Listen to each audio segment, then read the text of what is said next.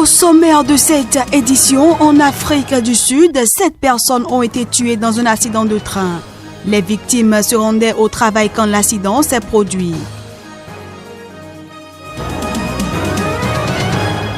Au Nigeria, au moins 4 personnes ont été tuées lors d'un assaut lancé par des combattants de Boko Haram contre Maïdougouri, la grande ville du nord-est du pays.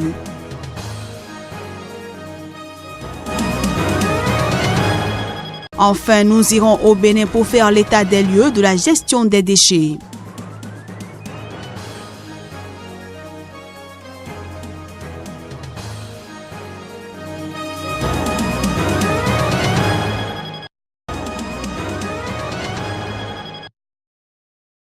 Inculpé pour travail forcé, Mohamed Touré, fils du premier président guinéen Ahmed Sékou Touré, et son épouse auraient fait venir en l'an 2000 aux États-Unis une Guinéenne de 5 ans et lui auraient confisqué son passeport. Après 16 ans passés en captivité à subir des violences physiques et psychologiques, la victime, dont l'identité n'a pas été révélée, a réussi à s'échapper en août 2016 du domicile du couple au Texas grâce à l'aide de voisins. Selon une enquête des services de sécurité du département d'État américain, la jeune fille était en situation irrégulière, son visa ayant expiré. Transformée en esclave domestique, elle devait faire le ménage et s'occuper des enfants du couple, tout en dormant à même le sol et sans bénéficier de soins médicaux. Les éléments de la plainte font également état de ce que la jeune fille, qui ne parlait pas anglais, était parfois chassée du domicile du couple sans argent ni papier d'identité. Des accusations que l'avocat des Touré nie, ajoutant que la jeune fille a toujours été considérée comme la fille du couple et que toute l'histoire repose sur un mensonge et sur des inventions. S'ils étaient reconnus coupables, Mohamed Touré et son épouse risquent jusqu'à 20 ans de prison.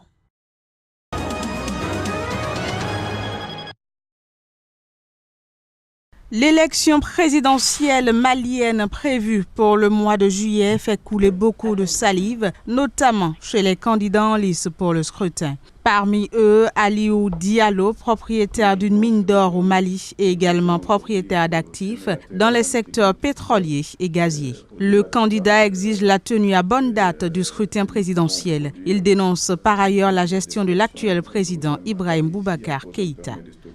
Parce qu'aujourd'hui, le Mali est dans le trou. Le pays est sur cale. Ils ont failli, ils ont mal géré le pays.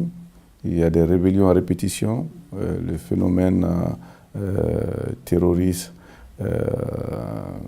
a pris le dessus. Et quelle confiance peut-on avoir en eux de pouvoir organiser les élections du 29 juillet? C'est pour ça que nous demandons l'implication de l'OIF, de l'Union européenne et de la MINUSMA pour que ces élections puissent se faire. Le parti d'Aliou Diallo, l'Alliance démocratique pour la paix ADP Maliba, a quitté en 2016 la majorité pour rejoindre les rangs de l'opposition. Les élections régionales déjà reportées de décembre à avril ont de nouveau été repoussées à la fin de l'année.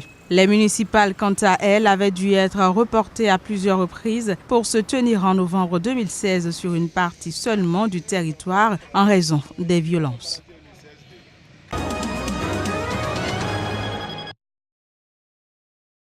À Maïdougouri, les islamistes ont tenté une incursion dans un quartier périphérique jeudi à la tombée de la nuit, affrontant l'armée et les milices d'autodéfense pendant plusieurs heures. Il y avait des citoyens innocents dont 4 sont morts, a déclaré un membre de l'Agence nationale de gestion des urgences NEMA, précisant qu'il y avait très peu de blessés et aucun cas grave. 5 kamikazes ont également été tués en déclenchant leurs explosifs, a-t-il ajouté. La police de l'État de Borno a donné un bilan moins lourd, faisant état de 2 morts, dont un milicien anti-djihadiste. La normalité a été rétablie dans la zone, a déclaré dans un communiqué le patron de la police, affirmant que 7 policiers avaient également été blessés. L'attaque a finalement pu être repoussée avec l'arrivée de renforts militaires aériens et au sol, alors que les habitants fuyaient le quartier de Didari Polo, au milieu d'explosions et de fusillades. Selon une note des services de sécurité nigérians, plus de 100 assaillants auraient pris part à l'attaque.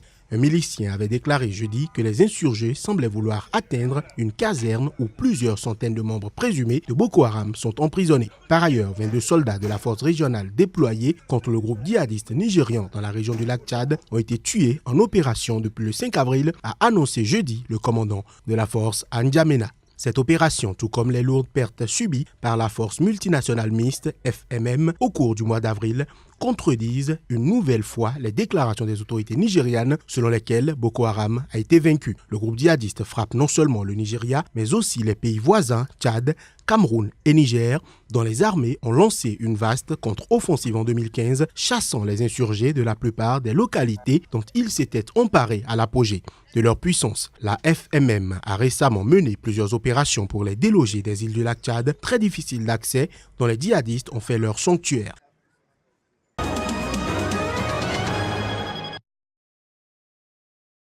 Les victimes sont des hommes âgés de la trentaine qui se rendaient au travail dans un pick-up quand l'accident s'est produit dans la nuit à la périphérie du Cap.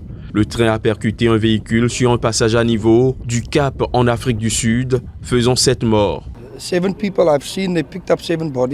7 personnes, je les ai vues ramasser 7 corps ici et apparemment, le chauffeur de taxi, la barrière était trop lente à se lever et puis il s'est levé lui-même et il est passé. Mais ensuite, le pick-up a aussi essayé de passer et je pense qu'il est resté coincé sur la ligne de chemin de fer.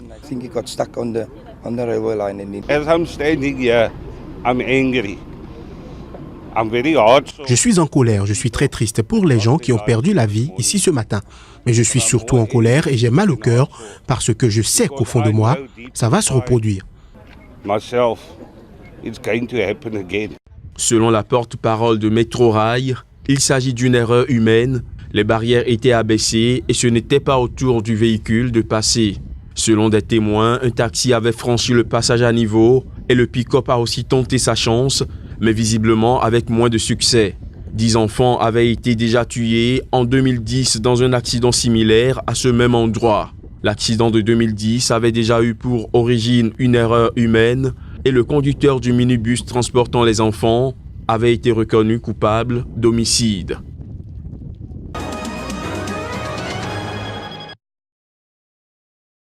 Pour la première fois de l'histoire du pays, la loi prévoit une parité de genre. Cette nouveauté doit permettre à des femmes ayant contribué à la chute de la dictature d'accéder à des postes de responsabilité, un développement notable alors que peu de nouveaux visages ont émergé sur la scène politique dans le sillage de la révolution de 2011.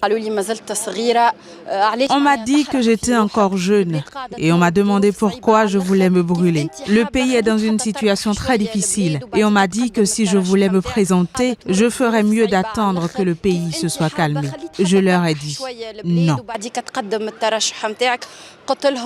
Si la Tunisie est perçue comme un pays pionnier dans le monde arabe, depuis l'adoption en 1956 du Code du statut personnel, cette étudiante en génie civil déplore le regard que porte encore la société sur les femmes. Un tract en main, elle tente de familiariser les électeurs de cette région agricole du nord tunisien avec le palmier, symbole de son parti Nida Tounes, fondé par l'actuel président Beji Caïd Essebsi, 91 ans, et qu'elle a rallié il y a 3 ans.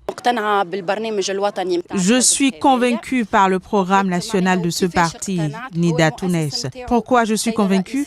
Parce que son fondateur est le président Beji Caïd Essebsi, qui encourage beaucoup les femmes d'un côté et les jeunes de l'autre. Pour ces municipales tant attendues, elles sont 580 femmes têtes de liste, soit plus du quart, indique Torkia Chebi, vice-présidente de la Ligue des électrices tunisiennes créée en 2011 pour favoriser la participation des femmes à la vie politique. Une centaine de listes ont à l'inverse été écartées pour non-respect de la parité. Adoptée après de longs débats dans l'optique des municipales, la nouvelle loi électorale prévoit des listes paritaires avec une alternance de femmes et d'hommes, y compris pour les têtes de liste de chaque parti ou coalition. Les deux principales formations, Nida Tounes et les islamistes d'Ennahda, ont respecté la règle.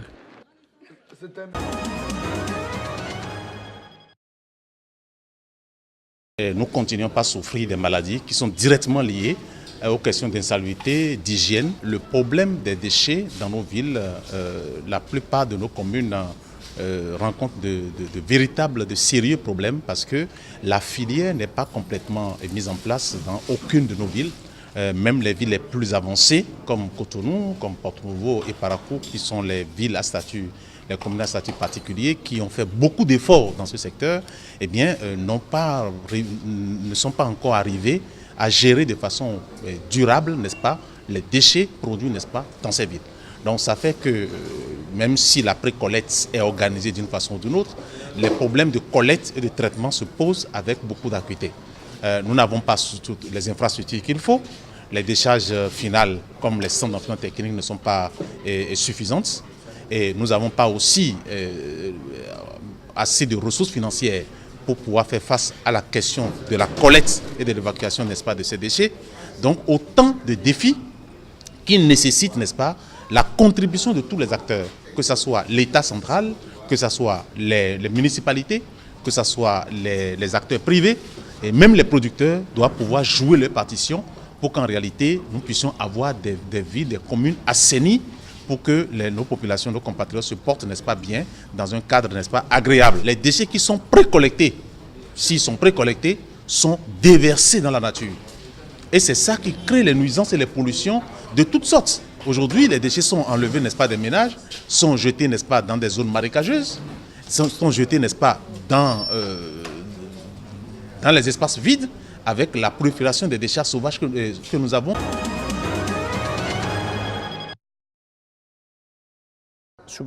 Ils sont arrivés en courant et ils ont lancé des cocktails Molotov à l'intérieur de la maison du peuple. À l'intérieur, il y avait ma maman et ils l'ont brûlée vive.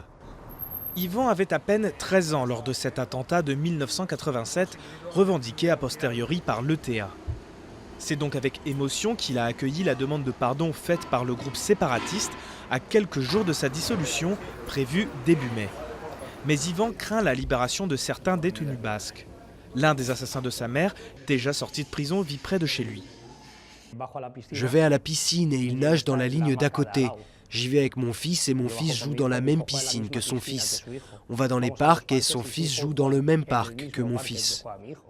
Aux 829 victimes attribuées à l'organisation séparatiste, il faut ajouter les personnes mortes ou torturées dans les propres rangs de l'ETA. En 1992, Nkarni collaborait depuis plusieurs mois avec l'ETA lorsque la garde civile l'a brutalement arrêtée, emprisonnée puis torturée pendant 5 jours. Elle se considère victime, elle aussi, de ce qu'elle juge être du terrorisme d'État. J'espère me tromper, mais je ne pense pas que demain, ils demanderont pardon. J'espère vraiment que je me trompe et que demain, ils feront une annonce publique disant « On demande aussi pardon pour toutes les victimes de violences policières ». Après 4 décennies de violence, le travail de mémoire ne fait que commencer. Notamment avec l'ouverture du dialogue entre les différentes parties de ce conflit. Au sanctuaire de Loyola, où s'étaient déjà tenus des pourparlers en 2006, le père Manu Aroué prépare des ateliers de parole.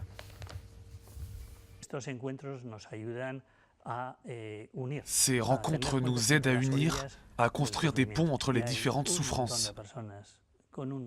Il y a énormément de gens avec énormément de blessures qu'ils doivent soigner et résoudre, et se pardonner et se réconcilier. La demande de pardon et la dissolution du groupe séparatiste sont une avancée majeure dans le processus de réconciliation. Mais la société reste profondément divisée et il faudra encore du temps à l'Espagne pour tourner l'une des pages les plus sombres de son histoire moderne.